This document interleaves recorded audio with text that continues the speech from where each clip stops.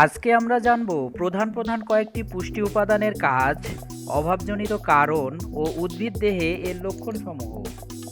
Nitrogen. Nitrogen সরাসরি সালোক সংশ্লেষণে সহায়তা করে। অভাবের কারণ মাটিতে জৈব পদার্থের পরিমাণ কমে যাওয়া, মাটিতে প্রয়োগকৃত নাইট্রোজেন সারের বিভিন্ন ধরনের অপচয়, যেমন leaching, denitrification, volatilization, run off, plant uptake. গাছে নাইট্রোজেনের অভাবজনিত লক্ষণ। গাছের পাতা হালকা সবুজ থেকে হলদে বর্ণ ধারণ করে। নিচের বয়স্ক পাতায় এই লক্ষণ শুরু হয়, ক্রমান্বয়ে উপরের পাতায় লক্ষণ ছড়িয়ে পড়ে এবং অবশেষে ঘাটতি চরমে পৌঁছালে সম্পূর্ণ মাঠে ফসল সমানভাবে হলদে দেখায়। Phosphorus. Phosphorus ATP, nucleotides, nucleic acid এবং ফসফোলিপিডের একটি অপরিহার্য উপাদান, যা সালোক সংশ্লেষণ, কোষ বিভাজন ও কোষ বর্ধিতকরণে গুরুত্বপূর্ণ ভূমিকা পালন করে। অভাবের কারণ মাটিতে ফসফরাস ফিক্সেশনের পরিমাণ বেশি হলে, মাটিতে ফসলের ঘনত্ব বেশি হলে ও গাছের মূলের গভীরতা কমে গেলে। গাছে ফসফরাসের অভাবজনিত লক্ষণ। গাছের পাতা স্বাভাবিকের তুলনায় গাঢ় সবুজ আকার ধারণ করে, পাতা এবং কাণ্ডে লালচে বেগুনি রং দেখায়। পটাশিয়াম। পটাশিয়ামের কাজ হলো গাছের দৃঢ়তা বৃদ্ধি করে বিভিন্ন প্রতিকূল পরিবেশ যেমন খরা, ঠান্ডা, রোগবালাই ইত্যাদিতে সহ্য ক্ষমতা বাড়ায়। অভাবের কারণ হলো ফসলের অবশিষ্টাংশ মাটি থেকে সম্পূর্ণরূপে অপসারণ করা।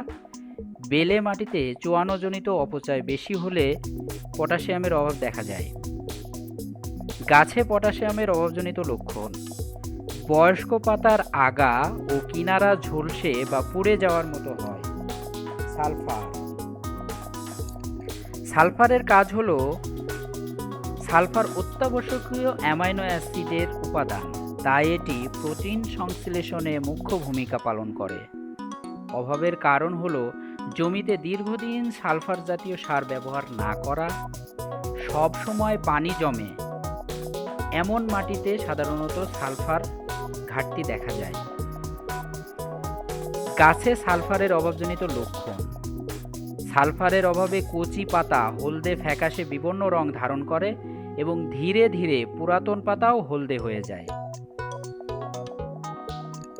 দেখা গেছে এই সমস্ত পুষ্টি উপাদানের অভাবে গাছের উৎপাদন ক্ষমতা 20 থেকে 25% পর্যন্ত কমে যায়, ফলে বিঘা প্রতি 5 থেকে 10,000 টাকা পর্যন্ত ক্ষতি হয়ে যেতে পারে। বিঘাতে এই 10,000 টাকা ক্ষতির হাত থেকে বাঁচাতে এসিআই ফার্টিলাইজার নিয়ে এসেছে নাইট্রোজেন, ফসফরাস, পটাশিয়াম ও সালফার সমৃদ্ধ ব্যালেন্স সার, রত্ন সার। এতে রয়েছে নাইট্রোজেন 12%, ফসফেট 15%, পটাশ 20% ও সালফার 6%, যা আপনার জমিতে একই সাথে নাইট্রোজেন, ফসফরাস, পটাশিয়াম ও সালফার সরবরাহ করবে।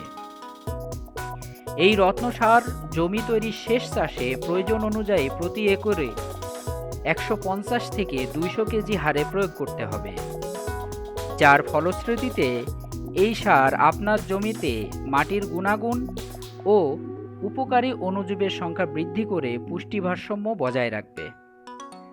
তাই সঠিক ফলন পেতে হলে সাশ্রয়ী রেটের মধ্যে এখনই ব্যবহার করুন এসিআই এর রত্ন সার।